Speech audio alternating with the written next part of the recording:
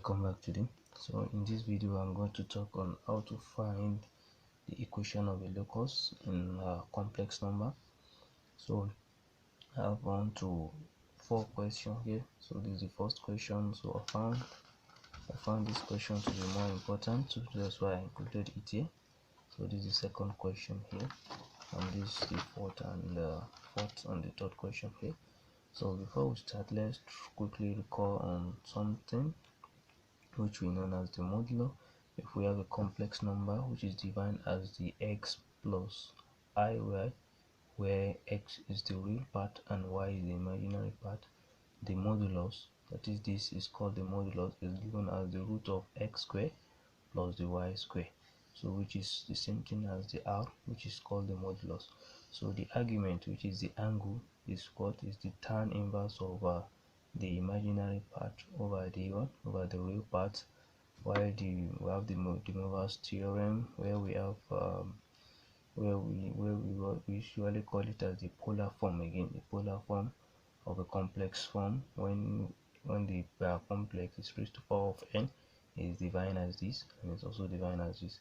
This and this is represented with this, so the angle here will represent with this. So let's quickly start on how to find the locus of a complex number when we are given. So this first question here, so if the first question said that if z is equals to x plus y, that is a complex number, find the locus equation which defines this.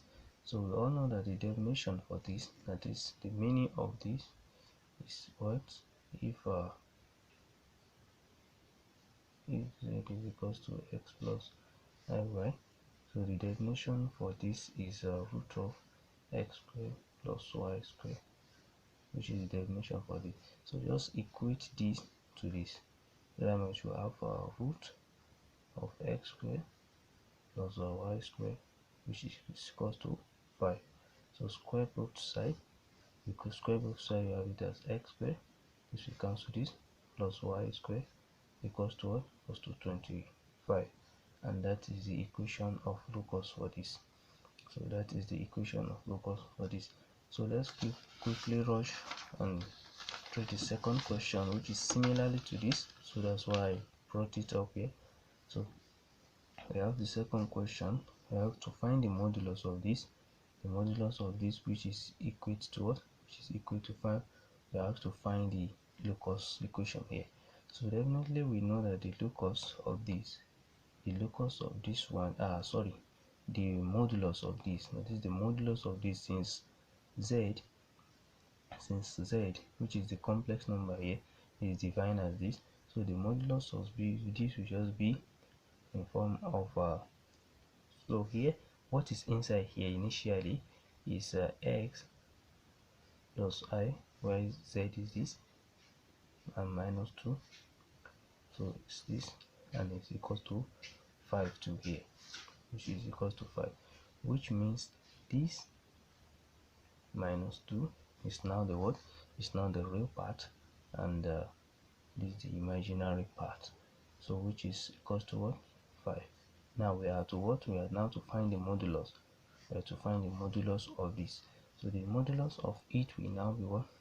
The real part, the square of the real part, plus imaginary part. We are still following the same formula here. Then root of it, which is equal to what? Which is equal to 5. So we square both sides again. So we square both sides. This will cancel this, and this will be what? This will be expand. This will have x squared minus 4x plus 4 plus y squared, which is equals to what? 25. So by adjusting this, we have x squared minus 4x plus y squared, and we have minus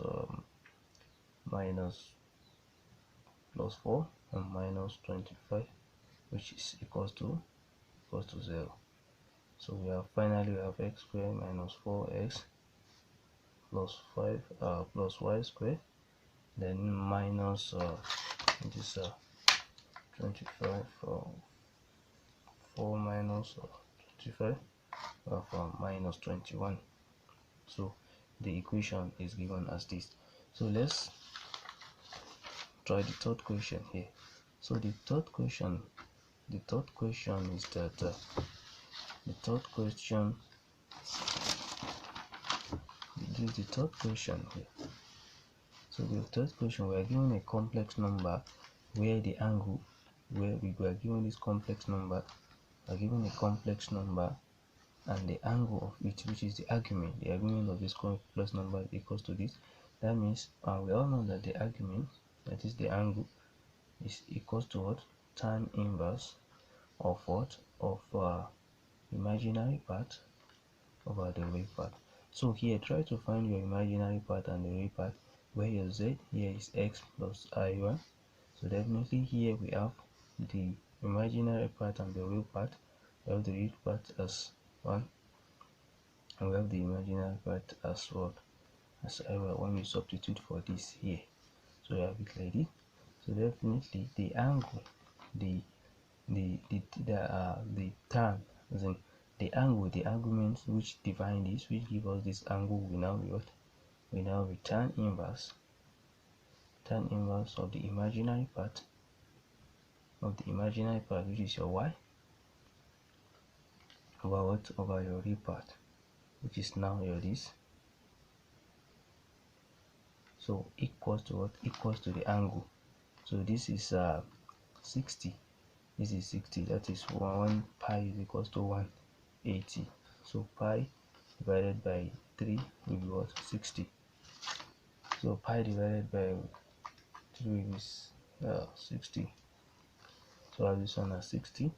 So that means this will be represented as 62. So definitely we can now say that y is equal to y over x plus 1 is equals to what? Tan 60. And tan 60 is root of 3. So that means we have y over x plus 1, which is equals to what? Which is equals to root of 3. So we have the equation as y, just cross multiply, equals to y equals to root of 3 to bracket of x plus 1, and that is the equation for this, and that is the equation for the third one here. That's the equation for that. So now let's quickly rush and solve the last question here. So the last question here with me is that which is the number 4th question. So the last question here, which is this, we have this z is defined as this, which is the complex, is defined as this. So we have to find the locus which define this angle when the z is in square. So if z is in square, according to the polar form, that means the angle has been double. That is, the angle has been double. That means the polar form is in the form of this. So that means we have n, we have 2 here, and the n here will be 2. From what? From z n equals to r n to bracket of cos n theta plus I sin n theta. So we have this. So that means we are just to relate, that means we have tan 2 theta is equals to tan of this angle here, tan of what? Tan of minus 4 over 5. And we know that from our trigonometry, tan 2 theta is defined as 2 tan theta over 1 minus tan square theta, which is equals to this. So this is the same thing as the tan minus 45. So, and we already know that our argument is given as argument is equals to tan inverse of what?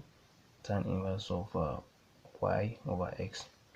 So let's continue. Here we have tan 2 tan theta is equal to 1 minus tan square theta, which is equals to tan of this will be what? Minus 1. Tan of minus 45 will be minus 1.